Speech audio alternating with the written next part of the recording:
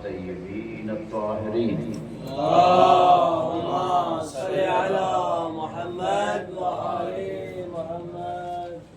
واللعنة الدائمة على أعدائهم أجمعين من الآن إلى قيام يوم الدين. رب زدني علما، رب اشرح لي صدري ويسر لي أمري واحلل عقدة من لساني يفقهوا قولي. أما بعد فقد قال الله سبحانه وتعالى في كتابه المجيد. بسم الله الرحمن الرحيم. يا أيها الناس أنتم الفقراء إلى الله والله الغني والله هو الغني الحميد. صدق الله العلي العظيم. وفي آية أخرى والله الغني وأنتم الفقراء.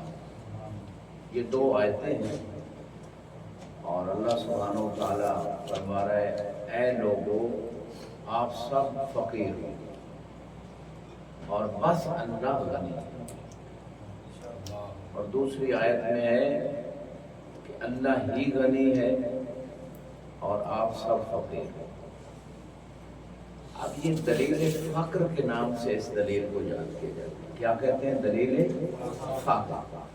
فقر کا معنی کیا ہے؟ احتیاج. فقر کا معنی احتیاج، محتاج ہونا. فقر کا معنی کیا ہے؟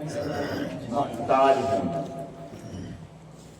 اللہ کے علاوہ کائنات کی ہر مخلوق، ہر شے میں، ہر لحظہ اللہ کی محتاج. یہ دلیل فقر. اور یہ وہ دلیل ہے کہ جو خدا کی وحدانیت کو بھی بیان کر رہی ہے، خدا کے کمال کو بھی بیان کر رہی ہے، خدا کی صفات کو بھی بیان کر رہی ہے، خدا کی قدرت کو بھی، خدا کی حیات کو بھی، علیکم السلام، خدا کے علم کو بھی. اللہ الصمد. اللہ الصمد کا کیا معنی ہے؟ وہ بے نیاز ہے، یعنی وہ کسی کا محتاج نہیں ہے. اور یہاں جب کہا یا ایھا الناس انتم الفقراء واللہ الغنی، اللہ غنی ہے یعنی کسی کا محتاج ہے. اور سارے لوگوں کو اللہ نے کہا کہ آپ سب فقیر ہو. اب فقیر کس کے فقیر ہیں؟ یہ جو فقیر ہیں سارے لوگ فقیر ہیں. اللہ کہہ رہا ہے، میں تو نہیں کہہ رہا آپ مجھے گھور گھور کے دیکھ رہے ہیں، یعنی میں نے نہیں کہا لوگوں کو فقیر ہیں. اللہ کہہ رہے ہیں آپ سب فقیر ہو، بس اللہ غنی. اور بلاغت کے اگر ہم تھوڑی سی بات میں جائیں تو واللہ الغنی لفظ اللہ جو آیا ہے وہ مسند الیہ معرفہ علم. واللہ الغنی، الغنی یہ بھی مسند ہے اور یہ یہاں پہ یہ بھی معرفہ ہے الغنی. واللہ الغنی جب مسند الیہ دونوں معرفہ ہو جائیں تو بلاغت میں کیا ہو؟ اس کا فائدہ ہوتا ہے، حاصل کا فائدہ. جیسے انما حاصل کے لیے ہوتا ہے، ما و الا مطلب نفی و الا، لا الہ الا اللہ. اب تمام الہوں کی نفی ہو رہی ہے، یہ بھی توحید میں ایک دلیل ہے، لا الہ الا اللہ، اشہد ان لا الہ الا اللہ، تو قرآنی دلیل ہے. اچھا اب تمام الہوں کی نفی ہے، اللہ کے بعد ایک الہ کی الوہیت کو ثابت کیا جا رہا ہے، اور وہ کون ہے؟ جس کی الوہیت کو ثابت کیا جا رہا ہے وہ کون ہے؟ اللہ. لا الہ الا اللہ. تو حصر ہو گیا، یعنی الوہیت منحصرہ ہے کس کے لیے؟ اللہ کے لیے. اللہ کے علاوہ کوئی معبود نہیں. اب یہ جو حصر ہے، چاہے نفی و الا سے ہو، چاہے انما سے ہو، جیسے انما یرید اللہ میں، چاہے مسند اور مسند الیہ، مبتدا خبر، محمول موضوع، جو بھی آپ نام دیں، مختلف علوم میں یہ نام ہے. اگر دونوں معرفہ ہوں تو کیا فائدہ ہوتا ہے؟ حاصل کا فائدہ. جاگے ذرا میرے ساتھ جو ناشتہ کر کے ہیں، جو لوگ مثلا جاگ رہے رات کو سوئے تھے اس کے لیے، اگر دونوں معرفہ ہوں تو کیا فائدہ ہوتا ہے؟ حاصل کا. یعنی بس اللہ کہہ رہا ہے میں ہی غنی ہوں اور کوئی غنی نہیں، سب محتاج ہے اللہ کے، سب محتاج ہے. وجود میں اللہ کے محتاج، صحت میں وَإِذَا مَرِضْتُ فَهُوَ يَشْفِينِ، شفا اس کی طرف، صحت میں اس کے محتاج. اچھا وجود میں، صحت میں، ایمان میں اللہ کے محتاج ہے. قالت الاعراب آمنا قل لم تؤمنوا بل قولوا اسلمنا. اعراب بدو نے کیا کہا کہ ہم ایمان لے آئے. اللہ نے کہا بدو سے میرے حبیب فرما دیں کہ آپ لوگ ایمان بڑا مسلمان ہو گئے سر تسلیم، یعنی آپ لوگ یعنی داخل ہو گئے ہیں. جیسے فتح مکہ میں تلوار دیکھ کے لوگ کلمہ پڑھ لیا لیکن اندر سے تو نہیں ہوئے. تو بعض مقامات پہ اللہ نے فرمایا کہ ان سے کہتے ہیں یہ آپ کے اوپر اپنے اسلام کا احسان جتلاتے ہیں.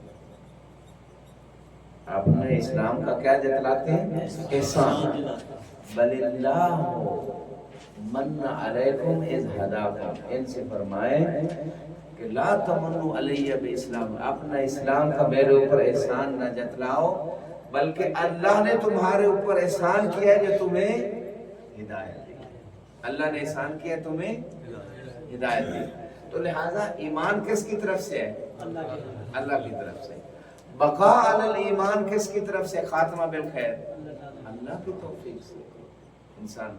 اچھا یہ ایک واقعہ باقاعدہ حدیث میں کہ اصحاب کرام سے اللہ کے رسول نے پوچھا بھائی جنت جو ہے نا کس چیز کے ذریعے سے جاؤ؟ کسی نے کہا نیک اعمال کی وجہ سے، کسی نے کہا عقیدے کی وجہ سے، کسی نے کوئی جواب دیا پوری توجہ سے.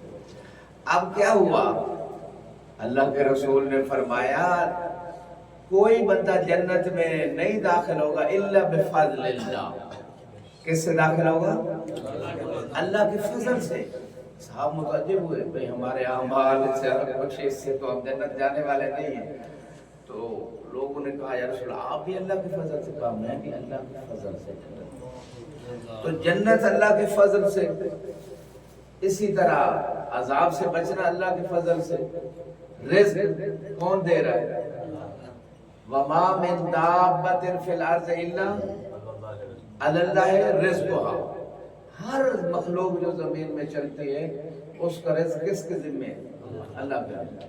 اللہ کے طالب علم کے رزق کی ضمانت معصوم نے دی ہے، یہ الگ بات. رزق تو خدا دے رہا ہے، رزق کی ضمانت دینا کہ واقعہ آپ کو ملے گا.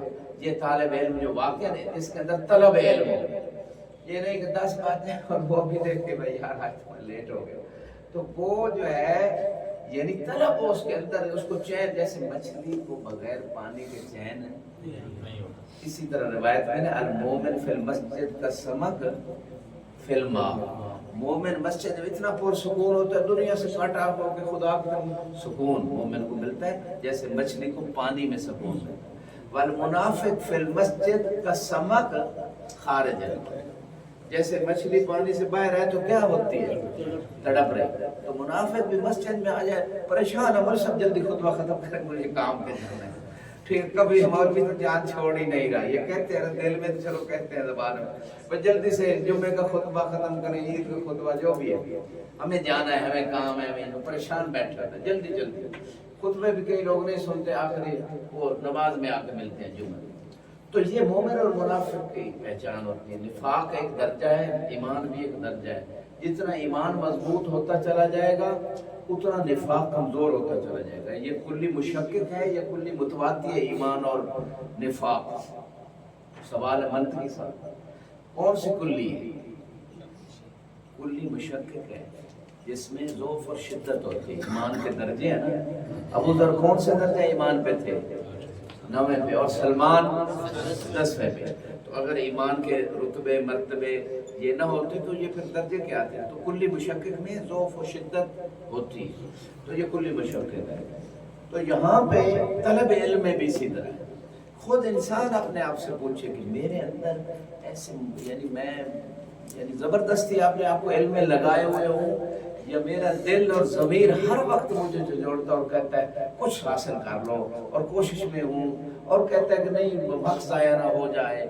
یعنی یہ طلب علم کی نشانی ہوتی ہے. اللہ کل حال تو سید خوئی کی مثال چلو آ گئی ہے. درود پڑھے بار محمد اللہم صلی علی محمد و آل محمد. سید خوئی ایسے نہیں سید خوئی بن گئے. استاد المراجع والفقہاء صدی میں میرے خیال میں ایک ممتاز شخصیت، تعلیف میں، تدریس میں ان کے بعد تلامذہ بتاتے ہیں جو مراجع کہتے ہیں صرف کوئی کہتے تھے اشقت التدریس فاکثرتها، اشقت التدریس کہ میں نے تدریس سے عشق کی، فاکثرت التدریس پھر میں نے تدریس کثرت سے کی. تو جب تک کسی چیز سے عشق نہیں ہوگا وہ بھی للہ ہونا چاہیے. تدریس ہونا چاہیے، تدریس ہے، دراست ہے، مطالعہ ہے. جب تک عشق نہیں ہوگا، اور عشق میں انسان اپنی ذات کو بھی بھول جاتا ہے، نہ اسے آرام کا پتہ ہے، نہ اسے کھانا بھی ممکن ہے چلتے چلتے کہ جلدی جلدی کھا لوں، اس کو کوئی ہوش ہی نہیں، اسی چیز میں دن رات جو ہے نا. وہ ایک بار کسی نے بنایا تھا ویڈیو کلپ ہے، لیکن حقیقت ایک بندہ نماز پڑھ رہا تھا تو دوسرا ایک بندہ جو ہے نا اس کے آگے سے گزر گیا. اس نے اسے بڑا ڈانٹا، تجھے نہیں پتا میں نماز پڑھ رہا تھا. اس نے تو کیسے نماز پڑھ رہا تھا کہ اللہ سے غافل اور مخلوق کی طرح متوجہ تھا. اس نے کہا میں تو لیلا کے عشق میں اتنا غافل ہوں، مجھے یہی نہیں پتا کہ تو کیا کر رہا ہے، یعنی اتنا مغن ہوں دنیا کے عشق میں کہ مجھے نہیں پتا کہ تو نماز پڑھ رہا ہے، اور تو اللہ کے عشق اور محبت میں کھڑا ہے اور تو دنیا کی طرف دیکھ رہے کون کدھر جا رہا ہے. غور کیا؟ عشق میں انسان جس سے عشق کرتا ہے باقی ساری چیزیں بھول جاتا ہے. اور اصل عشق یہ تدریس سے بھی اس وجہ سے ہے، یا دراست یا مطالعہ یا کوئی بھی جو بھی شعبہ آپ کے اندر جس چیز میں رغبت ہے، تعلیف میں ہے، خطابت میں ہے، تدریس میں ہے، جو بھی فیلڈ آپ کے اندر رغبت ہو اس سے عشق کریں، اس پہ کام کریں. اصل عشق فقط جیسے غنا فقط اللہ کے لیے ہے، عشق بھی فقط اللہ کے لیے. اور اس میں قرآن میں آیت ہے، کون سی آیت ہے خدا کے بارے میں؟ عشق خدا نے خود کہا کہ میرے سے عشق کرو. قرآن میں کون سی آیت؟ خدا نے کہا میرے ساتھ عشق کرو. اور ہم تو محبت کے درجے میں بھی نہیں، محبت کا درجہ ضعیف درجہ ہے، عشق اس سے بلند درجہ ہوتا ہے. ٹھیک ہے، قرآن میں باقاعدہ اللہ نے کہا ہے کہ جو کامل مومن ہے وہ اللہ سے عشق کرتے ہیں.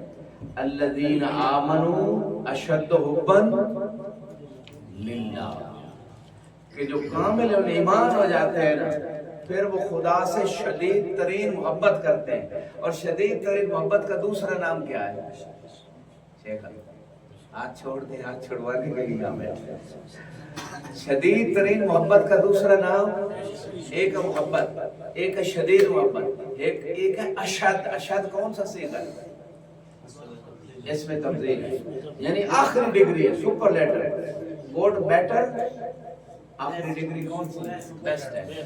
تو اشد آخری ڈگری ہے، محبت کے آخری مرتبے پہ پہنچ جائیں. اشد آخری مرتبہ اللہ کی محبت. یہ مومنوں سے خدا کا ہے، جو کامل مومن ہے وہ ایسے ہے. تو ابھی تو ہم محبت خدا کی طرف والی رستے پہ ہی نہیں آئے. شدید محبت اور اشد محبت تو بہت دور ہے. وہ تو مولا علی کا مقام ہے کہ نماز کی حالت میں اتنے اپنے جسم سے بھی غافل کہ تیر نکال لیا جاتا ہے اور پتہ ہی نہیں چلتا. اتنا خدا سے عشق تعلیم ہونا. یہ عشق یعنی جیسے ایک شعر بھی یہاں پہ یاد آ گیا پہلے، یہ عشق نہیں آسان بس اتنا سمجھ لیجیے، ایک آگ کا دریا ہے اور کود کے جا. تو یہاں پہ ایک روایت یاد آ گئی، جو بندہ یہ چاہتا ہے کہ اس کا ایمان مضبوط سے مضبوط تر ہوتا چلا جائے، بلند درجہ ہوتا چلا جائے ایمان کا، تو معصوم فرماتے ہیں ہمارے اوپر بلند آواز سے درود پڑھا کریں. اللہم صلی علی محمد واللہ الغنی وانتم الفقراء. بس اللہ غنی، ذاتی غنا فقط اللہ کا ہے. ٹھیک ہے، کسی کو مال ابتلا کے طور پہ دے دیا، فرعون کو، شداد کو، نمرود کو، اور کسی کو مال دے دیا دین کی خدمت کے لیے، جیسے جناب خدیجہ کو دے دیا. یوم لا ینفع مال ولا بنون الا من اتى اللہ بقلب سلیم. روز قیامت مال اور بیٹے فائدہ نہیں دیں گے مگر جو قلب سلیم سے آیا پاک و پاکیزہ صاف دل لے کے آئے جیسے اللہ نے دیا، یہ چیز فائدہ دے گی۔ وہاں میں کہتا رہتا ہوں ہاں اگر مال خدیجہ کا ہو تو فائدہ دے گا، بیٹے ام البنین کے ہو تو فائدہ دے گا۔ یہ عام کی تخصیص ہے، ما من عام الا وقد خص، عام کی تخصیص ہوتی ہے، وہ قانون عام خدا نے بنایا لیکن اس میں تخصیص بھی ہے۔ اور روایات بھی ہیں کہ جو بندہ مال ایسا مثلا اولاد نیک چھوڑ جائے جو اس کے لیے دعا کرے وہ اس کو فائدہ دے، کوئی ایسا علم چھوڑ دے جس سے لوگ فائدہ اٹھائیں فائدہ ہو، اور کوئی صدقہ جاریہ کا ایسا کام کر جائے، مدرسہ کوئی بھی کام تو وہ بھی چیز اس کو فائدہ دے۔ یہ تخصیص ہے اس عام کی۔ اللہ کل حال واللہ الغنی، غنائے ذاتی مطلق فقط اللہ کے لیے، یہ نسبتاً غنا ہے۔ ہاں کچھ لوگ دوسروں کا مال لوٹ کے غنی بن گئے، یہ غنا نہیں ہے۔ دوسروں کا غصب کر کے غنی بن گئے، یہ غنا نہیں ہے۔ اور اپنے رشتہ داروں کو بانٹ دیا، ٹھیک ہے، یہ تو آپ اہل سنت بھی لکھ رہے ہیں، بیان کر رہے ہیں، تو اس سے غنی نہیں۔ غنی جو واقعاً غنی ہوتا ہے نسبتاً، اگر جو خدا کو غنی بھی خدا کا ہوتا ہے، بعض دعاؤں میں ہے کہ اے پروردگار جو اپنی غنا میں بھی تیرا محتاج ہے وہ فقر میں کتنا محتاج ہوتا ہے۔ یہ بعض دعاؤں میں یہ جملے موجود ہیں۔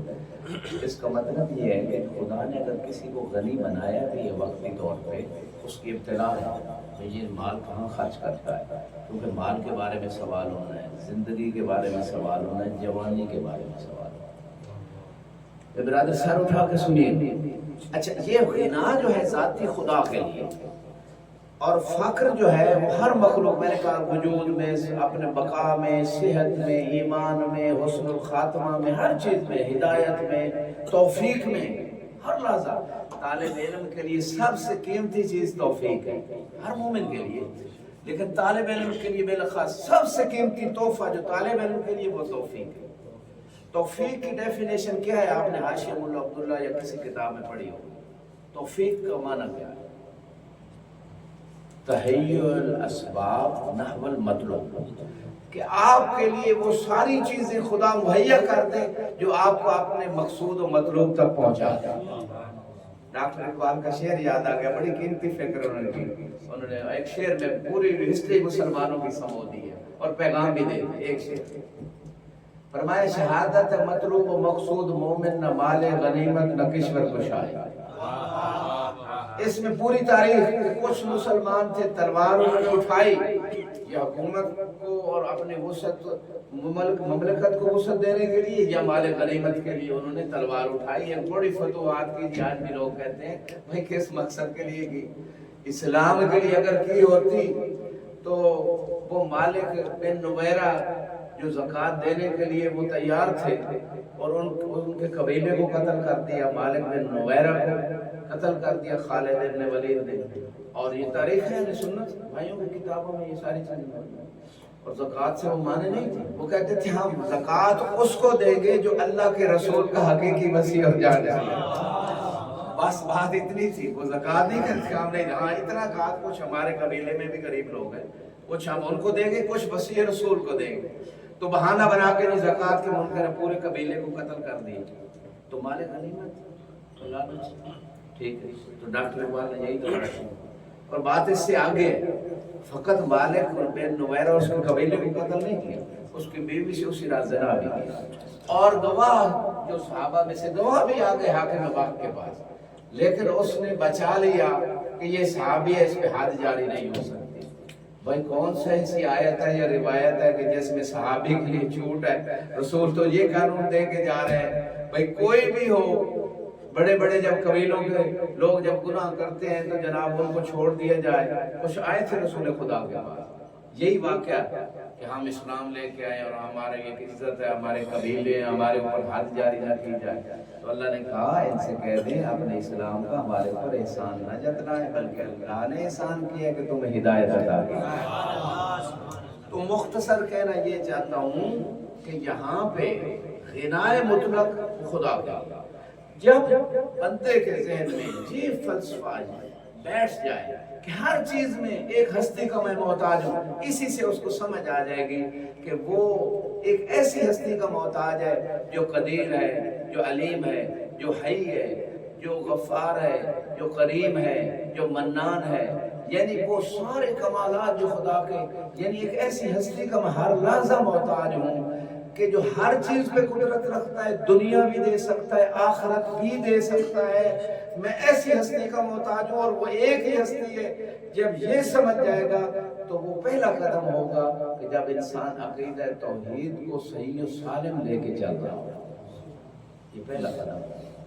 جو ہی انسان کے دل میں شیطان نے یہ ڈال دیا کہ وہ محتاج نہیں ہے خدا، کسی مرحلے میں ایک لحظہ بھی اگر یہ خیال ڈال دیا شیطان نے، اور انسان جب یہ خیال لے کے آتا ہے تو فوراً خدا کی نافرمانی کی طرف بڑھنا شروع ہو جاتا ہے، خدا کی اسے پرواہ نہیں رہتی، غفلت میں آ جاتا ہے۔ جو ہی غفلت میں آیا شیطان نے پھسلا دیا، شیطان نے گمراہ کر دیا۔ شیطان جو ہے وہ پھر ایسے ایسے حالت میں لے کے جاتا ہے، اس لیے قرآن میں اللہ نے کہا ان الانسان لا یطغی اذا رآ استغنی۔ جب انسان یہ سمجھنے لگ جائے کہ وہ تو غنی ہو گیا، محتاج نہیں ہے، جس لحظہ بھی یعنی خدا کو محتاج نہیں، یا غافل ہو جائے، جس لحظہ اسی وقت سے وہ سرکش ہونا شروع ہو جاتا ہے۔ سرکشی فقط فرعون و نمرود و شداد و یزید و اور جو اس طرح کے فرعون گزرے ہیں، یہ فقط وہ سرکش نہیں تھے، وہ تو بڑے بڑے سرکش تھے، اس نے انا ربکم الاعلی کا دعویٰ کیا۔ لیکن ہر انسان جو معصوم نہیں ہے، یا جس نے اپنے نفس کا تزکیہ نہیں کیا، خوب اپنے نفس کو پاؤں تھلے روندا نہیں، نفس ہمارا بالسوء کو، وہ بندہ کسی نہ کسی لحظہ سرکشی میں مبتلا ہو جاتا ہے۔ ٹھیک ہے، فرما بردار بھی ہوگا، بعض اپنے جو 24 گھنٹے کی ساعت ہے، بعض اوقات فرما بردار ہوگا، بعض اوقات سرکشی، اس سے نفس ہمارا سرکشی کروائے گا، خدا کی نافرمانی کروائے گا۔ تو یہ جو نفس ہمارا بالسوء ہے، اس کو ایسی لگام ڈال کے رکھنی ہے کہ کبھی بھی اس کی لگام تھوڑی دیر، اگر سرکش گھوڑا ہو، اگر سوار تھوڑی دیر اس غفلت کرے گا تو وہ گھوڑا اس کو زمین پہ گرا کے ہلاک کر سکتا ہے۔ یہی سرکش گھوڑا نفس کا جو ہے، تھوڑی دیر اگر غفلت ہو گئی، کسی ایک لحظہ میں ممکن ہے سارے اعمال اس ایک لحظہ میں ختم ہو جائے، اعمال اور عقیدہ بھی ضائع ہو جائے، ایک لحظہ شرک کیا سب کچھ برباد ہو جائے۔ یا ایھا الذین آمنوا لا تقدموا بین یدی اللہ ورسولہ، کہ اللہ اور رسول سے آگے نہ بڑھو، ان تحبط اعمالکم وانتم لا تشعرون، تمہارے اعمال ضائع ہو جائیں گے، تمہیں پتہ بھی نہیں چلے گا، ولا تجہروا، اور بلند آواز سے رسول کی آواز کے اوپر اپنی آواز کو بھی بلند نہ کرو، نہ آگے بڑھو نہ آواز بلند کرو، ولا تجہروا لہ بالقول، اپنی باتوں میں بلند آواز سے رسول کے سامنے نہ بولو، جیسے تم ایک دوسرے کے ساتھ باتیں کرتے ہو، تمہارے اعمال ضائع ہو جائیں گے اور تمہیں پتہ بھی نہیں چلے گا۔ اگر فقط ایک دفعہ آواز بلند کرنے سے اگر اعمال ضائع ہوتے ہیں، رسول سے آگے بڑھنے سے اعمال ضائع ہوتے ہیں، تو کدھر گئے وہ مسلمان جو کہتے تھے اللہ کی کتاب کافی ہے، اور انہوں نے تاریخ میں لکھ دیا کہ فلاں نے تو رسول سے آگے بڑھ کر رسول کو بھی نماز پڑھا دی تھی، قرآن بھول گئے، قرآن سے رٹے کے لیے، انہیں وہ آیتیں بھول گئی سورہ حجرات میں کہ آواز بلند نہ کرو، اور آخری وقت میں اللہ کے رسول کیا مانگ رہے تھے کہ قلم اور لے کے آؤ کوئی لکھنے والا پر کوئی چیز، میں تمہیں اکتب لکم کتابا لن تضلوا من بعدی ابدا، میں تمہیں لکھ کے دوں۔ اگر رسول لکھنا نہیں جانتے تھے تو کیسے کہہ رہے تھے میں لکھ کے دوں؟ وہ کہہ رہے نا لکھنا پڑھنا نہیں جانتے تھے، اور پہلی وحی کی ابتدا کس سے ہوتی ہے؟ بسم اللہ الرحمن الرحیم، اقرا پڑھو، ایک بندہ پڑھنا ہی نہیں جانتا، اللہ کہہ رہے پڑھو، اتنی جہالت ہے قرآن سے، اس وجہ سے کہ قرآن کے معلمین اور وارثان کو چھوڑ دیا تھا، قرآن خود سمجھنے لگ گئے، اس لیے گمراہ ہو گئے، سار اٹھا کے سننا۔ تو وہ فرما رہے تھے رسول خدا آخری وقت میں بھی کہ لے کے آؤ انہوں نے شور بلند کر دیا، حسبنا کتاب اللہ، حسبنا کتاب اللہ، کافی اللہ کتاب، کافی اللہ کی کتاب، شور بلند کیا، اصوات بلند ہوئی جیسے تاریخ میں. تو جب آوازیں بلند ہوئی رسول کی آواز پہ فرمایا قوموا انی، فرمایا قوموا انی. تو وہ قرآن نہیں پڑھتے تھے کہ رسول کی آواز کے اوپر آواز بلند نہیں کرنی، اعمال حبط ہو گئے. اگر کسی کے پاس 4 نیکیاں تھی وہی حبط اور ضائع ہو گئی. اور جب رسالت کے دربار سے یہ کہہ کہ قوموا انی، چلے جاؤ میرے دربار سے، جنہیں رسول اپنے دربار سے نکال دے اللہ ان کو کیسے روز قیامت ان کے اوپر نظر رحمت کرے گا. یہ ایسے ہی ہے بلا تشبیہ، بلا تشبیہ. جیسے اللہ نے شیطان کی جتنی عبادتیں تھی جو ہزاروں سال اس نے عبادتیں کی، سجدے کی، اور اللہ کے ایک حکم الزامی کو ٹھکرا دیا شیطان نے، تو اللہ نے اس کی ساری عبادتیں منہ پہ دے ماری اور کہا مردود ہے نکل جا یہاں سے. جیسے اللہ نے اس کو نکال دیا تھا ایسے رسالت نے اپنے دربار سے منافقین کو اٹھا دیا تھا. سلامت رہے بات جو ابھی تک سو رہے ان کے لیے اگر ملاحظ کر رہا ہوں. 8ویں امام نے فرمایا تھا غدیر کی بیعت آدم کو سجدے والے حکم کی طرح تھی. ان لوگوں نے بیعت کر لی تھی وہ فرشتوں کی طرح ہو گئے تھے، اور جنہوں نے انکار کر دیا تھا وہ ابلیس کی طرح ہو گئے.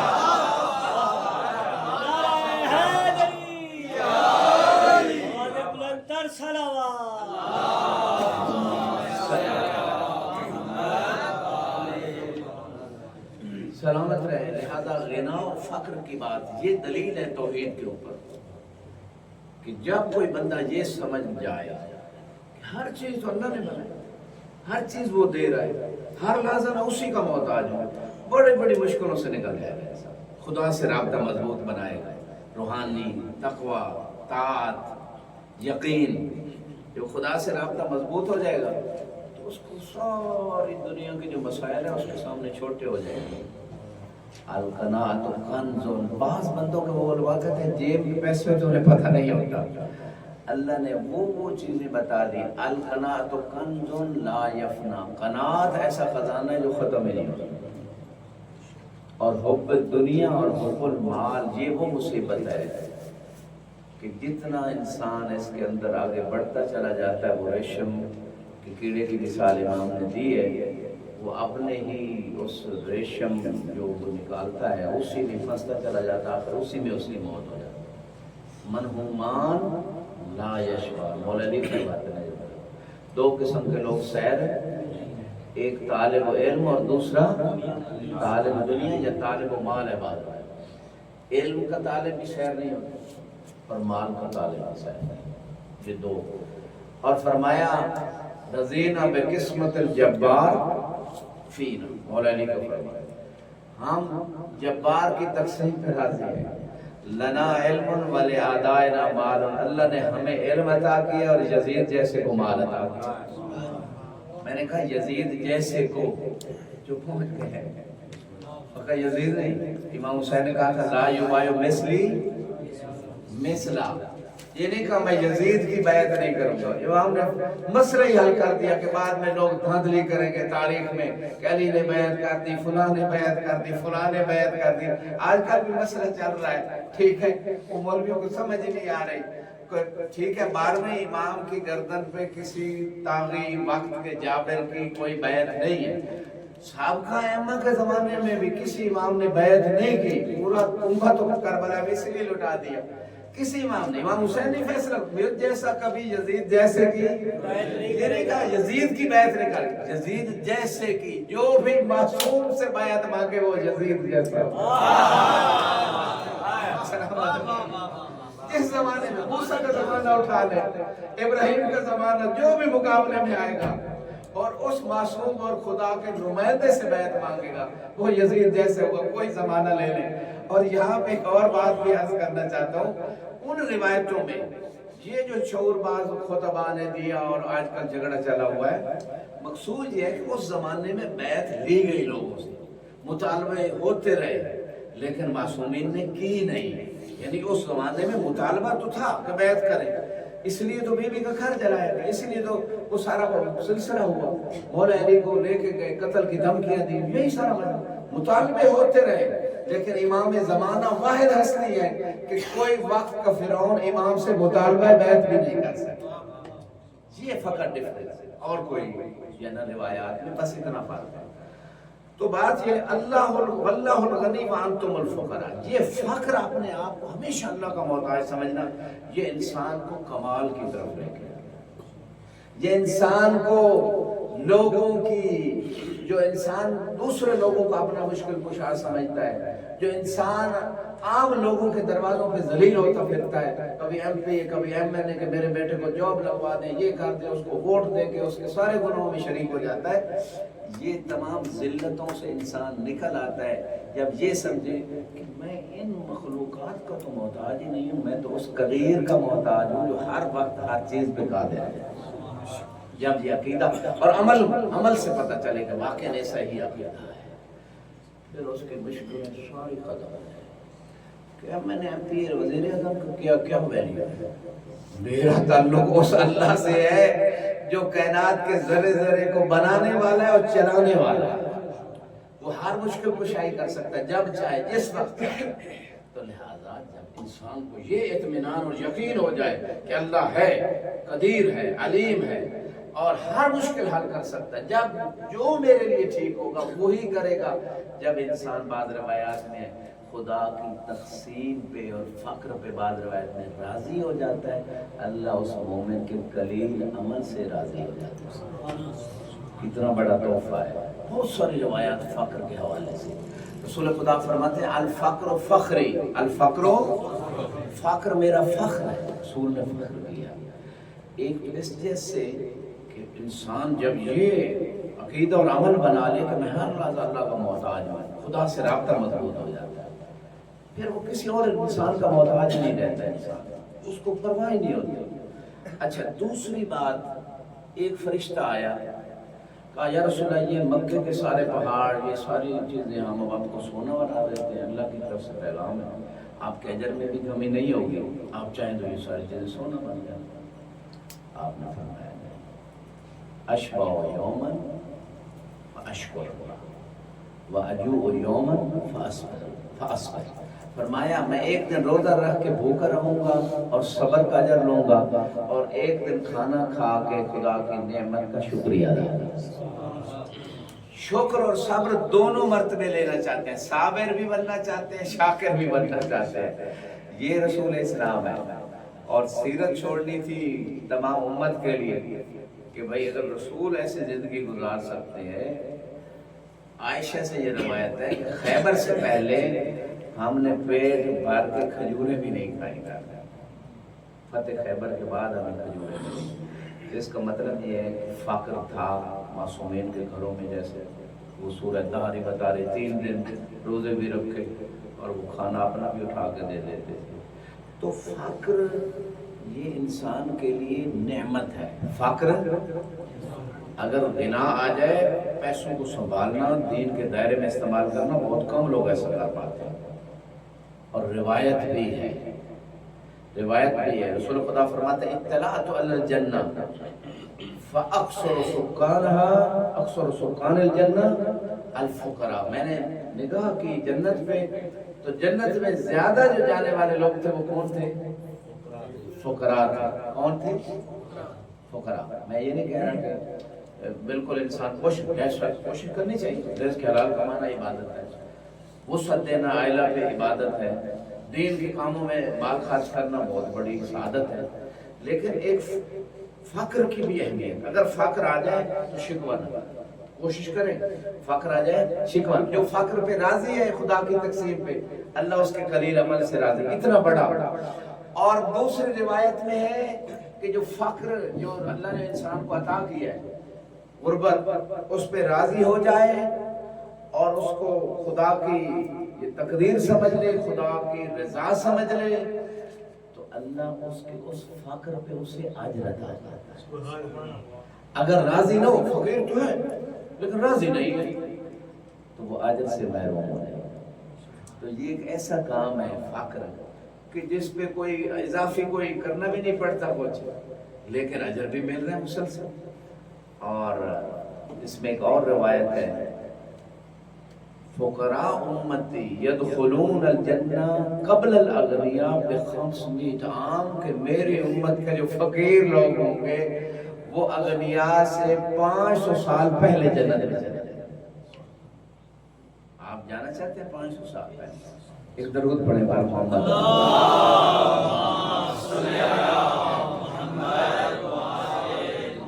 اچھا یہ ایک اور روایت میں نے پڑھا، ایک فقیر اس کا ایک پڑوسی ہے غنی، دونوں کا اکٹھا حساب ہو رہا ہے روز معاشر کا۔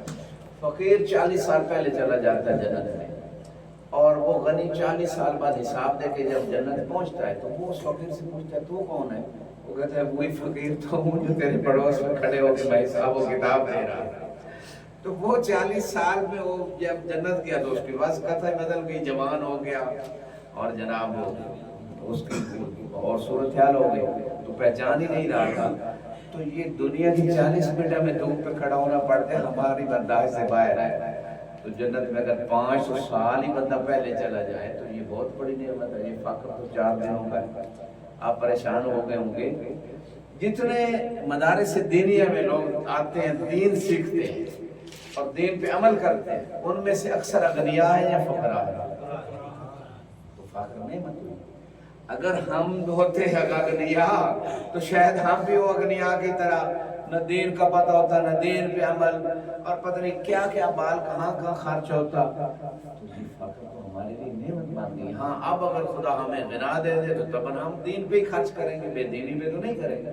تو وہ ایک الگ بات ہے، دعا کریں، کوشش کریں، کوئی حرج نہیں غریب بننے میں۔ سید ابو الحسن اصفہانی وہ ان کے والد تاجر تھے، مراجع میرے خیال میں واحد تھے جو غنی شمار مشہور ہوتے ہیں کہ غنی خود ذات فیملی کے اعتبار سے، ورنہ سید کوئی بھی عہدہ چھوڑ کے جا رہے تھے، استاد کو الوداع کرنے گئے، اب کیوں جا رہے ہو؟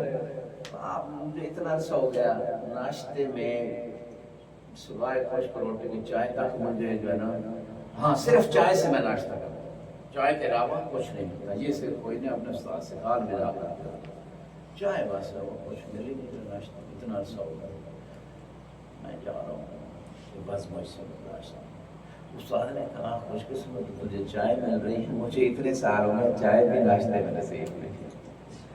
سید کو تھوڑا اس میں ندامت ہوئی، استاد کی بات اس سے بھی جو ہے نا اور کم ہے۔ کہا نہیں چلو ٹھیک ہے، میں حوصلے میں استقبال رکھتا ہوں۔ اگر سید کوئی چھوڑ کے چلے جاتے تو سید کوئی بنتے؟ آج دنیا میں تاریخ تشیع میں جو خدا نے 80 سال حوضے کی خدمت کی توفیق جو انہیں دی، ان کے شاگرد جو ان کی کتابیں، تو یہ ہوتا ہے۔ سید خوئی کے بارے میں ہے کہ انہوں نے خمس نہیں استعمال کیا۔ ٹھیک ہے طالب علم کا حق ہے، وہ لے سکتا ہے اگر اور کوئی راستہ نہیں ہے۔ اگلے دن کسی نے کہا جی یہ سارے مولوی پڑھتے ہیں خمس پہ اور جو ہے نا زکوٰۃ اور یہ وہ۔ میں نے کہا جیسے آپ لوگوں کو گمراہ کر رہے ہو نیم اللہ مان کے، یہ جو زمانہ ہے عمریں تھوڑی ہیں اور علم پھیل گیا، اگر طالب علم کمائے بھی اور پڑھے بھی تو وہ پھر آپ کی طرح نیم اللہ مان کے گمراہ کرے گا، خود بھی گمراہ ہوگا۔ لہذا تخصص کے لیے فراغ چاہیے۔ طالب علم جب بالکل تمام دنیا کو امور چھوڑ کے مکمل وقت دے گا علم کے لیے، تب وہ کسی کمال تک پہنچتا ہے، علمی معیار تک پہنچتا ہے۔ لہٰذا وہ حق رکھتا ہے خمس لینے میں، اور زکوٰۃ بھی اگر مستحق لے سکتا ہے۔ تو یہ ساری چیزیں، تو واللہ الغنی وانتم یہ دلیل توحید بھی ہے، اور عبودیت کی طرف انسان کو یہ چیز لے کے آتے ہیں، بندگی، یعنی انسان بندہ تب بنتا ہے، بندگی کی طرف تب آتا ہے جب ہر لحظہ سمجھے کہ میں اللہ کا محتاج ہوں۔ جو ہی کسی مقام پہ ہے کہ اب میں محتاج نہیں، فوراً شیطان اسے اپنے قبضے میں لے لے گا اور سرکش ہونا شروع ہو جائے گا انسان، وہیں سے سرکشی شروع ہو جاتی ہے۔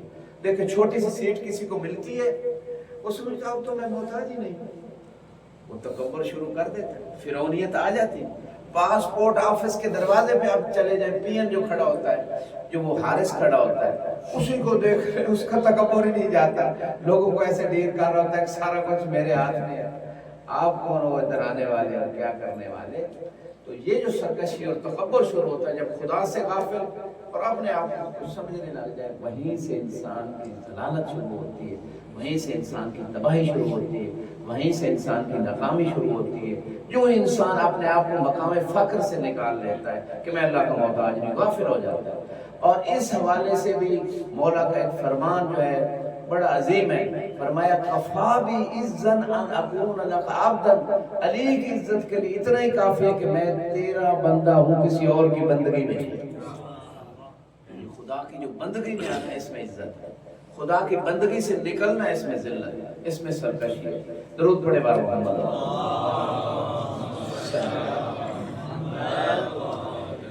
تو فقر کے بارے میں آج جو چونکہ بات دلیل فقر، یہ مشہور ہے، توحید کے بارے میں ایک دلیل فقر ہے کہ انسان سمجھ جائے کہ میں تو ہر چیز میں اللہ کا محتاج ہوں۔ اس کا مطلب ہے وہی میرا معبود ہے، وہی میرا خالق ہے، وہی میرا نظام چلانے والا ہے، اور مجھے ادھر ادھر کسی اور دروازے پہ جانے کی ضرورت نہیں۔ ہاں جو خدا نے ابواب بنائے، نحن ابواب اللہ، زیارت جامع کبیرہ اور روایات میں ہے کہ اللہ کے دروازے کون ہیں؟ اہل بیت، یہ اللہ نے بنائے، اللہ نے ان کو مقام دیا ہے، یہ اس وجہ سے دروازہ، یہ اس وجہ سے وسیلہ ہے۔ اگر اللہ نے نہ بنایا ہو تو دروازے نہیں۔ تو لہذا یہ جو سلسلہ ہے طولی سلسلہ ہے، عرضی نہیں ہے۔ عرضی یہ ہے کہ خدا کے مقابلے میں کسی کو لا کے کھڑا کر دیا، وہ عرضی، جیسے بتوں سے مدد مانگنا۔ قریش مکہ نے، مشرکین مکہ نے کتنے بت بنائے ہوئے تھے؟ 360 بت۔ تو وہ خدا کے مقابلے میں وہ شرک کرتے ہیں۔ یہ جو وسیلہ ہے وابطہ الوسیلہ، نحن ابواب اللہ، جب کوئی حاجت پوری نہ ہو ہمارا وسیلہ معصوم فرماتا ہے، یہ خود اللہ نے بنایا تھا۔ جو چیز اللہ نے بنائی ہے یہ تو اللہ نے، یہ اللہ کے مقابلے میں نہیں ہے، یہ مستقل نہیں ہے، یہ خدا کے محتاج ہے۔ جو بھی اللہ نے ان کو کمالات دی اللہ نے دیے، اس عقیدے کے ساتھ اگر کوئی ان سے بھی مانگتا ہے تو گویا بعض روایت میں جو مومن کی خدمت میں بھی اپنی کوئی مشکل رکھ دیتا ہے کہ مجھے یہ پریشانی ہے، تو گویا اس نے اللہ کی بارگاہ میں رکھی، اس وجہ سے کہ اس کا عقیدہ ہے کہ اس مومن کو بھی اللہ ہی دے رہا ہے، کہ یہ میری اگر کچھ مدد کرے اس کو بھی اللہ ہی دے رہا ہے، یہ کوئی ذاتی کمال تو نہیں رکھتا، یہ خود رازق بن گیا اپنا، رازق تو وہ اس کا بھی اللہ نے حکم دیا، تعاون علی البر تقوی اور نیکی میں تعاون کرو۔ درود پڑھے بار محمد صلی اللہ جگانے والا درود پڑھے۔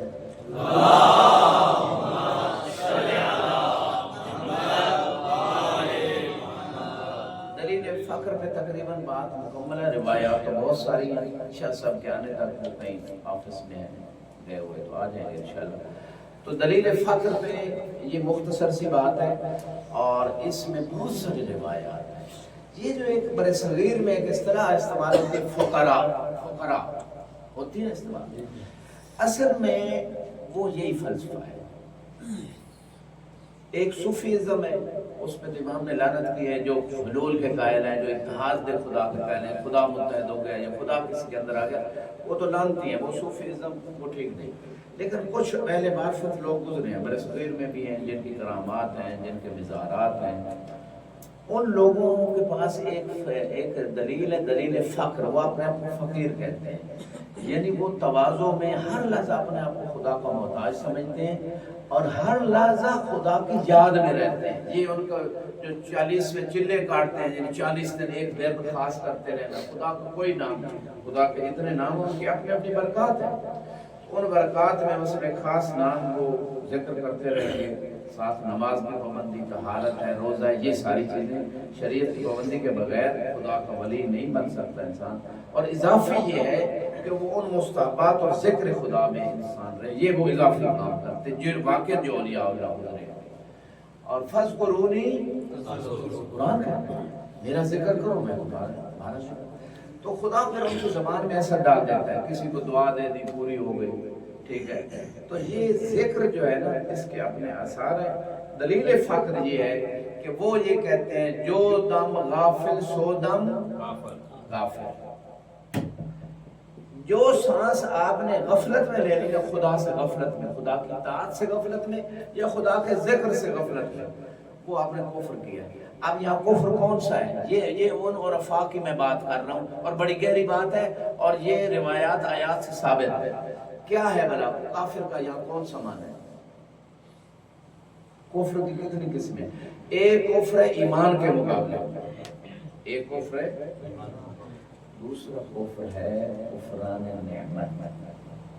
اِنَّا هَدَيْنَاهُ السَّبِيلَ اِمَّا شَاكِرًا وَإِمَّا كَفُورًا۔ ہم نے سیدھا راستہ دکھا دیا، اب اس سیدھے راستے کو اپنا کے بندہ شکر گزار ہو جائے یا کفور یعنی ناشکر ہو جائے۔ لَإِن شَكَرْتُمْ لَأَزِيدَنَّكُمْ، شکر کرو گے اللہ کہہ رہے اور نعمتیں دو۔ وَلَئِن كَفَرْتُمْ إِنَّ عَذَابِي، تو شکر کے مقابلے میں جو کفر ہے وہ کون سا کفر ہے؟ کفران نعمت۔ تو ہر سانس نعمت ہے یا نہیں؟ ایک روایت میں ہے کہ تمہارا ہر سانس یہ موت کی طرف ایک قدم ہے، جو ہی سانس ختم ایک قدم اور بڑھ گیا، زندگی ختم ہو رہی ہے اور موت قریب آ رہی ہے۔ ارے غافل، یہ گھڑیال تجھے دیتا ہے منادی، تیری زندگی کا ایک اور لمحہ بیت گیا۔ یہ شاید ہے کہ لوگ سالگرہ مناتے ہیں، جی اتنا سالوں کو ہو گئے، جی بڑا ہو گیا۔ بھائی سالگرہ حساب و کتاب کا دن ہے، محاسبے کا دن ہے کہ میں نے سال گزار دیا، میں نے کیا کھویا اور کیا، یہ محاسبے کی ضرورت ہے۔ سالگرہ ہر بندے کو منانے چاہیے، اس لیے محاسبہ سال بعد تو محاسبہ انسان کرے، بیٹھ کے دوستوں کے ساتھ اپنے رشتہ داروں گھر والوں کو، میں نے کیا کھویا، آپ بھی بتائیں کیا پایا۔ من لم یحاسب نفسہ کل یوم لیسا منا، حدیث میں جو روزانہ اپنا حساب و کتاب نہیں کرتا وہ ہم شیعوں میں سے، ہمارے شیعوں میں سے نہیں، یہ یہاں اہل بیت میں سے نہیں، لیکن یہاں مخصوص شیعوں میں سے نہیں۔ اللہ کل حال، تو بات کیا ہو رہی تھی؟ فقر کی، جو دم غافل و دم کافر۔ وہ پھر طاعت خدا کے ساتھ ساتھ جو خلوت میں رہ رہے کہ ذکر خدا کر کر کے ایک مرحلہ آ جاتا ہے کہ ان کا دل ذکر خدا میں جاری آتا ہے۔ یہ اولیاء اللہ عرفاء کے، آپ بھی تجربہ کر لیں، تجربہ کر لیں، کوئی ذکر لے لیں، کرتے رہے مسلسل، ایک وقت آئے گا آپ سو رہے ہوں گے، آپ کا دل ذکر خدا میں جاری آتا ہے۔ اور اس پہ روایت پیش کر ہوں، معصومین فرماتے ہیں، خود رسول خدا فرماتے ہیں، تنام عینایا ولا ینام قلبی، میری آنکھیں سوتی ہیں، میرا دل ذکر خدا میں مشغول ہے۔ رسول خدا وہ سب ائمہ کے بارے میں کہ وہ سو بھی رہے ہوں، ان کا دل ذکر خدا میں مشغول، اور آپ خود تجربہ کریں، پہلے واجبات کو ادا کریں، حرام کام سے بچیں، رزق پہ خصوصی توجہ دیں، طہارت نجاست پہ، اس کے بعد یعنی سب سے بڑا واجب ہے طالب علم کا علمی اشتغال، اور نماز شب اور زیارت امام حسین اور مولا علی کی زیارت، ان مستحبات کے بعد ذکر خدا زیادہ کرے، اور حقوق العباد پہ بھی توجہ رہے، کسی کو اذیت نہ ہو، کسی کے بارے حسد، تکبر، غیبت، یہ ساری چیزیں بچ کے پھر آپ ذکر کوئی ایک لے لیں، اللہ کا کوئی ایک نام لے لیں، زیادہ کریں، لفظ اللہ کا ذکر کریں، تو آپ کا دل ایک وقت آئے گا، آپ سو رہے ہوں گے، تھوڑا سا جاگنے اور سونے کے درمیان آپ کو محسوس ہو جائے گا آپ کا دل کو ذکر خدا میں مشغول ہے۔ جب اس مرحلے پہ آپ پہنچ جائیں گے، اس وقت شکر خدا ادا کریں، اور اس وقت آپ سلمان و ابو ذر بننے کے قریب پہنچ جائیں۔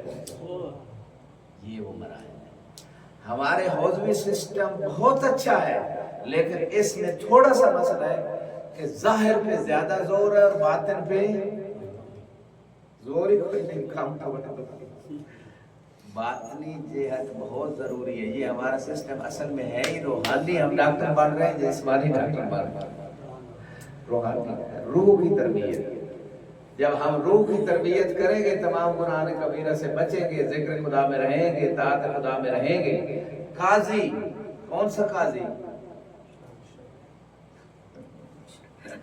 نجف میں ایک بہت بڑے قاضی گزرے، سید علی قاضی۔ قاضی شفیق ملعون تھا، اپنی کرسی بچانے کے لیے، چیف جسٹس والی کرسی بچانے کے لیے اس نے امام حسین کے قتل کا فتویٰ دے دیا۔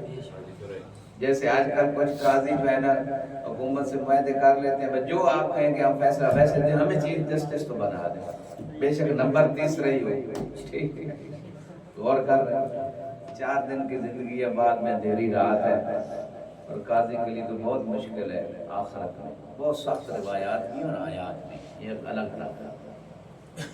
تو یہاں پہ جو بات ہو رہی ہے وہ قاضی شریع کی بات نہیں، سید علی قاضی، ہاں تو بتائیے ان کا مقبرہ علیہ السلام میں ان کی قبر بھی ہے، کتابیں بھی ہیں، اسوۃ العرفاء اور بھی کتابیں ہیں، آپ دیکھیں سلوک میں، سیر و سلوک، سید مہدی بارلوم آیت اللہ گزرے ہیں، یہ مسجد توسی کے ساتھ ان کا گزرا ہے، ادھر دفن ہے، صاحب کرامات، مکاشفات، امام زمانہ سے کئی ان کی ملاقاتیں، مرجع تھے، اس سلوک، سیر و سلوک عربی میں کتاب ہے، ادھر اٹھا کے ضرور ہے، روحانیت۔ ہمارے جتنے فقہ، میرے اطمینان ہے، جتنے فقہ مراجع گزرے ہیں ربانیین ہر صدی میں، بڑے بڑے صاحب کرامات گزرے ہیں آج تک، میں دلیل سے بات کروں ایسے نہیں کروں، آج تک مراجع جو ہے وہ صاحب کرامت ہے، فقہا ربانی ہر زمانے میں، ٹھیک ہے ہر بعض زمانوں میں کچھ غیر صالح بھی رہے ہیں، لیکن اغلب ہمارے شیعہ فقہا صاحب کرامت، کیونکہ انہوں نے دین کو مکمل طور پہ سمجھا اور عمل کیا، اطاعت خدا میں، تو وہ عرفاء بھی بن گئے، وہ صاحب کرامت بھی بن گئے، اور ایک لمبا پیریڈ علماء کی کرامتیں تو بہت زیادہ کتابوں میں بھری پڑی ہے، ان میں سے ایک کتاب لعالی الاخبار یا قصص و خواتر، یہ علماء کے قصے، بہت ساری کرامات، اور میں سمجھتا ہوں اس زمانے میں جتنے خود شیعہ جو ہے علماء سے دشمنی کر رہے ہیں، ضرور کسی نہ کسی عالم کی کوئی نہ کوئی کرامت کبھی نہ کبھی ذکر کر دیا۔ ایک درود پڑھے بعد محمد والو،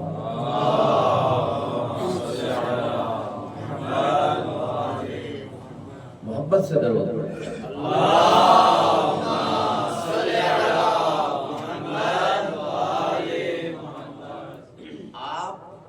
شاید متوجہ ہوں، بڑے بڑے مولوی آج کل مرجعیت، مراجع، فقہا، نظام اس کے خلاف جو ہے نا وہ کام کر رہے ہیں، یعنی یہ نہیں کہ ان کو کچھ نے پیسے دیے اور وہ کام کر رہے ہیں، وہ ان کی نیمولائیت کی وجہ سے سمجھے نہیں دقت، اور وہ مسلسل لوگوں کو بھی دور کر رہے ہیں اور خود بھی دور ہیں، اور بڑی بڑی دلیلیں اور کیا کیا، جتنی دفعہ ان کو میں نے کہا کہ یہ روایتیں آپ کے گھر لے گئے، کیونکہ ایک بندہ ہے بہت محبت سے محقق آدمی، لیکن وہ کہہ رہا ہے کہ سارے شیعہ مرتد ہو گئے، جنوی ہیں، فقہا بھی، سب کچھ 329 میں، خود بھی وہ شیعہ عالم ہے، یعنی امام سے انہوں نے غداری کی، امام غیبت قبرہ میں چلے گئے ان کی تقصیر کی وجہ سے، اور امام ان سے ناراض ہیں، یہ ہے وہ ہے، اور یہ سب جب تک اجتماعی توبہ نہیں کریں گے نہیں بخشے جائیں گے، یہ جہنمی، بہت ساری اس کی تو لمبی چوڑی تقریریں بھی آ چکی ہیں، اس کو میں نے چند روایت بھیجی، یہ جو غیبت کے زمانے میں علماء شیعہ کا مقام ائمہ نے بیان کیا ہے کہ، اور جو ہے نا اس میں شیاطین جو انس ہیں ان کی جالوں سے جو علماء شیعہ جو ہے نا ضعیف شیعوں کو بچائیں گے اور امام سے منسلک کریں گے، ان کے عقیدے کو ٹھیک رکھیں گے، یہ علماء اگر نہ ہوتے تو دین میں سارے لوگ مرتد ہو جاتے، میں کہ یہ روایات کے در لے جائیں گے، اور افضل اعمال امتی انتظار الفرج، امام زمانہ کے فرج کا انتظار کرنا سب سے افضل، منتظر جو صحیح منتظر عمل کرتے ہیں دین پہ امام کا، کل متشاہد بدمہ فی سبیل اللہ، روایت میں کہ وہ جیسے خدا کے راستے میں اپنے خون میں لت پت، ایسے منتظر کا مقام ہے۔ تو آپ یہ سارے روایتیں کدھر لے گئے جو غیبت کے زمانے میں شیعوں کے بارے میں، علماء کی شان کے بارے میں، اور رسول خدا نے بعض روایات میں اپنے حساب سے کہا کہ ایک زمانہ آئے گا، اس زمانے میں لوگوں نے مجھے دیکھا نہیں ہوگا، وہ میرے بھائی ہیں۔ صحابہ نے کہا یا رسول اللہ ہم آپ کے بھائی نہیں؟ کہا نہیں آپ میرے اصحاب ہو، بھائی نہیں، وہ میرے بھائی ہیں۔ کہا وہ غیبت کا زمانہ ہوگا، ان لوگوں نے حجت کو دیکھا نہیں ہوگا لیکن ایمان لے کے آئیں گے، اس وجہ سے انہوں نے اپنا بھائی تو میں یہ مختصر یہ باتیں اس لیے کر رہا ہوں کہ بڑا فتن کا زمانہ، میڈیا میں فائدے بھی ہوئے، فتنے بھی بہت زیادہ ہیں، لہذا اس زمانے میں اپنے عقیدے کو دلیل سے مضبوط طریقے سے اخذ کرنا اور عملی زندگی میں اس عقیدے پہ قائم ہونا، فقط زبان سے نہیں کہ میرے پاس یہ دلیل ہے، یہ کافی نہیں ہے۔ عقیدہ جو توحید کا، امامت کا، نبوت کا، کیا کوئی بھی عقیدہ چاہے قیامت کا، وہ صحیح عقیدہ تب انسان خود مانے کہ دیکھے خارج میں جو میرے اعمال ہیں افعال ہیں وہ ان عقیدوں سے مناسبت رکھتے ہیں یا عقیدہ زبان سے کچھ اور ہے عمل کچھ اور ہے، تب جا کے بندہ صحیح مومن بنے گا۔ گھبرا تو نہیں گیا عقیدہ توحید آپ نے سنے تو پھر وہ عوام تو سنتے ہی نہیں، غالباً جو کہتے ہیں بھئی عقیدہ توحید بیان کرنے والے کو بندہ آ گیا تو وہ بڑے بار محمد والے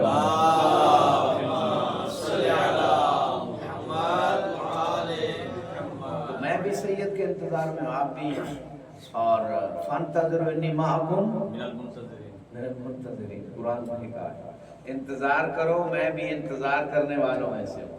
تو انتظار عبادت ہے، غیبت پہ ایمان عبادت ہے، یؤمنون بالغیب قرآن میں جو ہے، حدیث بھی ہے ذالک الکتاب لا ریب فیہ ھدی للمتقین الذین یؤمنون بالغیب، کہ یہ کتاب متقین کو ہدایت دیتی ہے، کن کو؟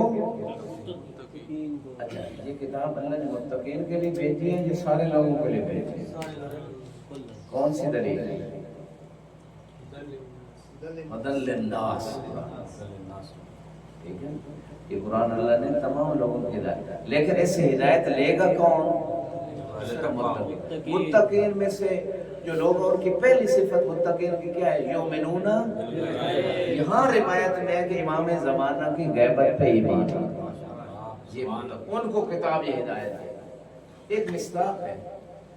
اچھا یہ جو ساری چیزیں آپ خدمت میں پیش کی کہ دلیل فقر کو لیتے ہوئے، قرآن اور اہل بیت کے فرمان کو لیتے ہوئے مکمل دین کو سمجھنا، مکمل دین پہ عمل کرنا، پھر جا کے بندہ کسی ایک رستے پہ پہنچتا ہے کہ اب ہم ایسے صراط مستقیم پہ آ گئے ہیں کہ محمد و آل محمد ہماری کوتاہیوں کی جو ہے نا وہ شفاعت کرتے ہیں اور ہم روز قیامت نجات پائیں۔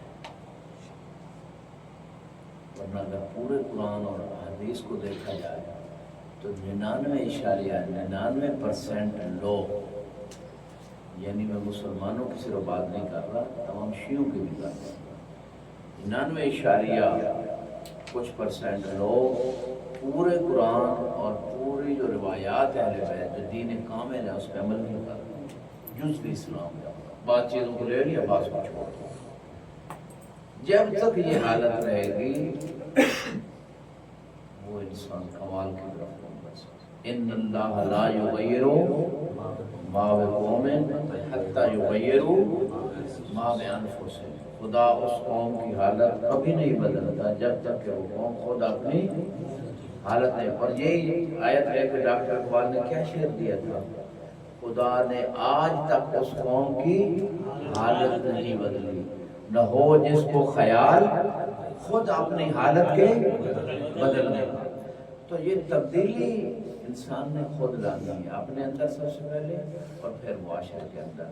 یہاں پہ ایک روایت آپ کی خدمت میں، اور یہ روایت جو ہے اہل سنت علماء نے بھی لکھی، مناقب خوارزمی، اس کے علاوہ اور کچھ علماء نے، شیعہ علماء نے، امالی شیخ سلوک میں بھی ہے، بحر الانوار، بہت ساری کتابوں میں وہ 10 حوالے ہیں، وہ 3-4 اہل سنت کے 5-6 تشیع مسائل جو روایت پیش کرنے جا رہا ہوں۔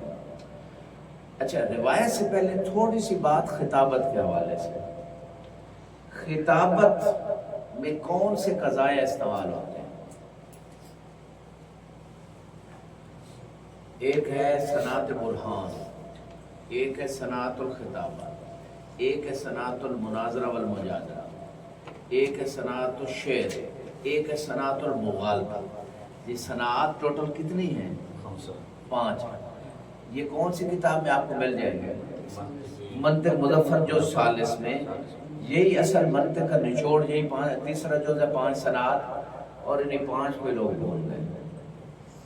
حالانکہ اللہ نے دائیں ہاتھ میں بھی 5 انگلیاں رکھی، بائیں میں بھی 5 رکھی، کہ انسان 5 کو نہ بھولے۔ آدم کی توبہ کن کے صدقے میں قبول ہوئی، نوح کی کشتی کن کے صدقے میں کنارے لگے، موسیٰ کی مشکل کشائی کن کے صدقے میں ہوئی۔ اس لیے اللہ کے رسول نے فرمایا یا علی کنت مع الانبیاء سرا و معی جہرا، اے علی باقی انبیاء کی مدد آپ نے چھپ کے کی، میری مدد ظاہر ہو گئی۔ یہ مولا ہے. اور یہ 5 کو نہیں بھولنا. 5 کے صدقے میں یہ کائنات خلق ہوئی. لولا لما خلقت الافلاق لولا علی لما خلقتک لولا فاطمہ لما خلقتکما. فاطمہ کے ذریعے گیا نا معصوم بیٹے, یہ ایک الگ تفسیر ہے. اگر 5 کے اندر آپ تھوڑا دقت کریں, غور کریں, تو 5 کے اندر آپ کو 14 نظر آئے. 5 کے اندر یہ آپ دیکھ لیں, ہر انگلی میں 3 ہے, یہ 4 انگلیوں میں 12, یہ جو حصے خدا نے بنائے, اور اس میں 2 ہے. 12 اور 2 کتنے ہوتے ہیں؟ 14. تو 5 میں دقت کریں گے تو 14 ہے, زیادہ غور کریں گے. اور پھر 5 اور 5 کا تعلق 1 سے ہے, اس کا مطلب 14 کا تعلق 1 سے ہے. تو اگر 1 سے ہم تعلق بنانا چاہتے ہیں تو ہمیں 5, 12, 14 سے تعلق بنانا ہوگا. بس آخری روایت جو میں نے 10 کتابیں عرض کی ہیں, 3-4 اہل سنت مصادر ہیں, 5-6 تشیعوں کے مصادر ہیں. تو فن خطابت میں قضایا جو استعمال ہوتے ہیں وہ مقبولات ہوتے ہیں. کون سے قضایا؟ برہان جو صنعت برہان ہے اس میں قضایا استعمال ہوتے ہیں, قضایا یقینیہ. کون سے قضایا؟ یقینیہ. خطابت کی صنعت میں مقبولات. اور مقبولہ قضیہ کون سا ہوتا ہے؟ ہر ایک تو قبول اللہ کو بھی نہیں کرتے لوگ. اللہ واحد. مثلا یہ قضیہ ہے, اب 7 ارب آبادی میں کتنے ارب ہیں جو اللہ کو وحدہ لا شریک مانتے ہیں؟ چلو زبانی طور پہ, عملی طور پہ تو پھر وہ بہت کم پرسنٹیج آئے گا. عملی موحد تو بہت کم نکلیں گے. چلو زبانی لا الہ الا اللہ کہنے والے 1.5 ارب آبادی ہے, ٹھیک ہے. تو اس قضیہ کو بھی نہیں مان رہے لوگ, ٹھیک ہے, مقبول نہیں. تو روایات اور آیات سے جو چیزیں سمجھی جاتی ہیں وہ قضاء مقبول ہے, منہ میں اس کو قبول کر لیتا ہے. یہ بات آیت سے, یہ بات روایت سے, یہ قضاء مقبولہ. اور خطابت میں قضاء مقبول غالباً استعمال ہوتے ہیں کہ آپ سورہ کبریٰ جو ہے نا وہ کسی آیت روایت سے بنا کے اس کا نتیجہ دے دیں. تو خطابت میں ہمیشہ یہ معتبر چیزیں آئیں گی. ایسے کس سے خواب خیال نہیں آئیں گے جیسے اگلے دن ایک ذاکر نے خواب سنا دیا کہ جی خواب میں کسی نے دیکھا تھا کہ ذاکر تو جا رہے ہیں جناب بغیر حساب کے جنت میں, اور ان کی چھوٹی لائنیں جو کہ فوراً جا رہے ہیں, اور مولانا صاحبان علماء کھڑے ہیں, لمبی لائن حساب کتاب دے رہے ہیں. یہ ہوتا ہے خطابت. بعض لوگ مثلا سیکھ لیتے ہیں, ان کو یہ نہیں پتہ ہوتا کہ اس میں قضایا کون سے استعمال ہونے ہیں. اور بغیر معلم کے جب کوئی آ جائے گا ممبر پہ تو کہیں نہ کہیں وہ گمراہ کر دے گا, پھسل جائے گا, پھسلا دے گا. تو حسبنا کتاب اللہ یہ پہلے دن سے یہ نقصان دے رہی ہے. لہذا ساتھ معلمین کی ضرورت ہوتی ہے. جو معلم سے لے کے آگے بڑھتا ہے وہ میچور ہوتا ہے ذہنی طور پہ. اور وہ جو خواب ہے اس کی اصل حقیقت یہ ہے کہ سید مہدی بہر العلوم, بس اسی پہ اکتفا کرو. سید مہدی اگلے ہفتے میں آپ کو روایت سنا رہا ہوں پوری جو ابھی میں عرض کر رہا تھا. یہ قصہ جو ہے سید مہدی بہر العلوم صاحب مکاشفات ہیں, اور یہ بعض مراجع بھی یہ قصہ بیان کرتے ہیں, بعض کتابوں میں بھی ہے. انہوں نے دیکھا کہ محشر برپا ہے اور محشر میں امام حسین علیہ السلام اپنے خدمت گزاروں کو بغیر حساب کے اپنے محلات میں دیں. جو امام حسین سردار جنت ہے یا نہیں ہے؟ امام حسین سیدہ شباب اہل جنت ہے یا نہیں؟ تو یہ مصداق ہے امام صدیق. امام اپنے محلات میں بغیر جو نا حساب کے شفاعت سے ان کو بھیج رہے. علماء سید مہدی کہتے ہیں میں بھی اس حساب میں چلا گیا جہاں خطبہ. اب ممبر کے خادم فقط ذاکر نہیں جو ہماری اصطلاح میں ذاکر ہے, ذاکر تو خطیب بھی ذاکر ہی, تمام خطبہ چاہے وہ علماء ہوں, خود سید مہدی بہر العلوم, ان کے بیٹے بھی مرجع تھے یہاں خطاب کرتے تھے نجف میں, ہم نے ان کو دیکھا. تو بہت سارے فقہاء خطیب بھی رہے, سید علامہ علی نقی نقطن, اسی طرح علامہ اختر عباس, حسین بخش جاڑا پاکستان میں مشہور شخصیت گزرے. تو فقہاء بھی تھے اور خطباء بھی تھے. اسی طرح عربوں میں بھی, ایرانیوں میں بھی فقہاء اور خطباء یہ گزرے.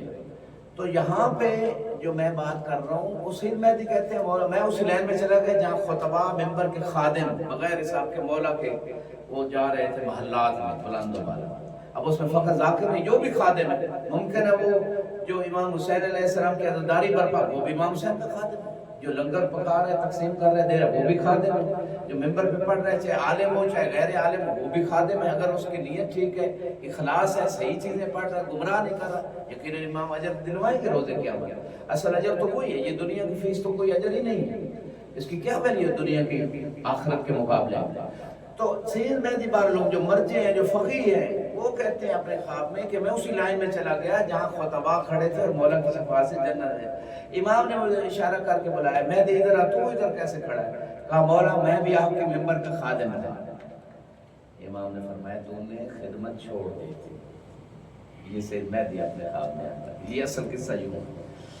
تو یہ کہتے ہیں کہ مولا میں کیا کروں گے، تو مجھ سے غلطی ہوئی، خدمت چھوڑ دی۔ انہوں نے واقعا خطابت چھوڑ دی، سید مہدی بارولوگ مرجع تھے۔ تو پھر امام نے فرمایا جاؤ فقہاء کی صف میں کھڑے ہو جاؤ، پہلے لوگوں کی شفاعت کرو پھر جنت جانا۔